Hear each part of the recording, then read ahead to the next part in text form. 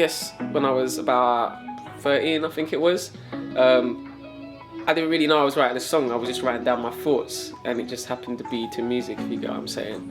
And then yeah, I just took it from there. Found that it was something that I wanted to investigate, and then I guess I became a songwriter after I wrote my first few songs, if you know what I'm saying. Yeah. What do you want me to elaborate?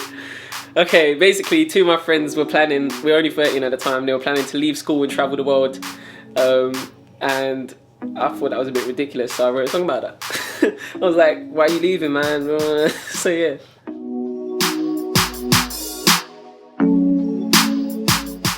I was always into music since I was a kid, like since I was very, very young, before I can even remember. But hip hop just spoke to me, I think.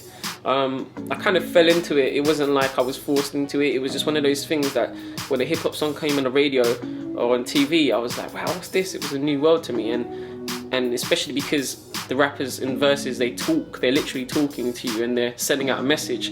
And they really spoke to me, like in particular Tupac. And I felt that they spoke to me in such a way that I also wanted to verse my thoughts. And here we are. Now I'm a rapper.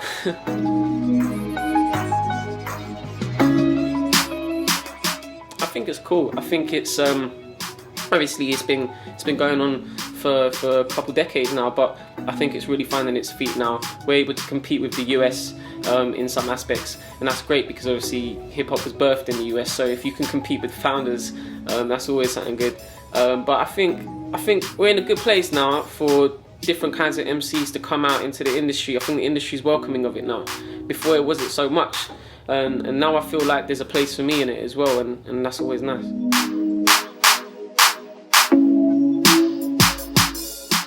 I was pretty dark, to be honest, when I was younger, in terms of writing anyway.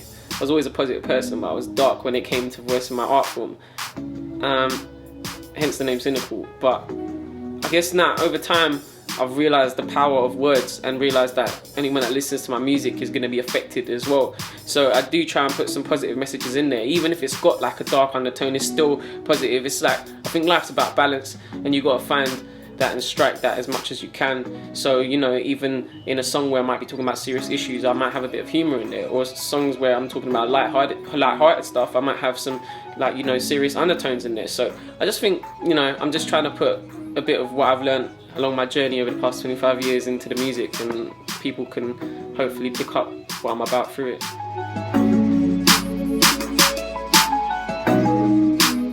If you're talking musical, then people like Eminem and Dr. Dre early in my career, in the rap scene anyway, but my dad used to play me stuff like Elvis and Bob Marley and Cliff Richard, and those kinds of people, like the legends of his era.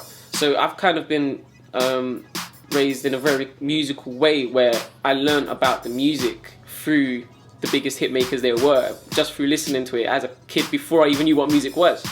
But then saying that, you know, I'm just not a musical person. I'm inspired by life, everything around me. You know, I'm inspired by chefs, I'm inspired by footballers, I'm inspired by entrepreneurs. I just think everybody that's just doing something positive in their life and moving forwards is an inspiration to me, and I take a bit of that and I put it into what I do.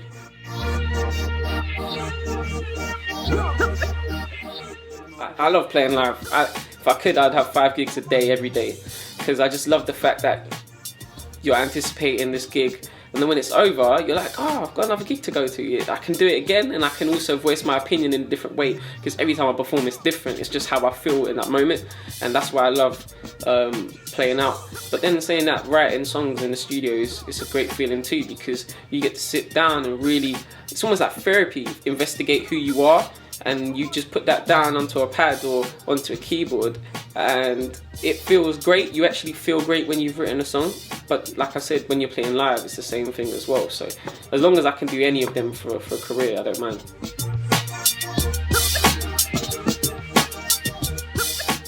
Well, we just dropped the music video for my new single, Won't Let You Down, a couple weeks ago.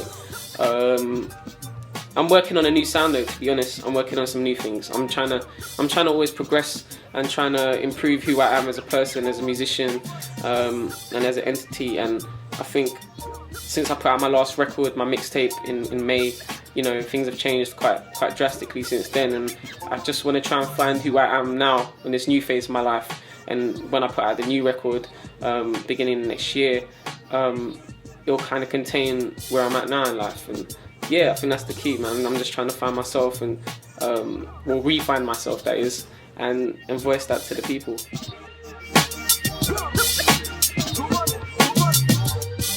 Sure, it will. I don't think it's good to stay in one place. I'm not happy ever staying in one place anyway. I'm quite a fidgety person. So in terms of my career, in terms of my direction, artistically, I think it's gonna move. I don't really know where to yet, but I just know that I get bored very quickly, and obviously it will contain roots and elements of who I am and what I do. But it will also be like, I'll meet new people, I'll see new things, I'll try different things, and I think it will just come together, and it will be definitely authentic and organic, but it might not be the old Cynikal that you used to know.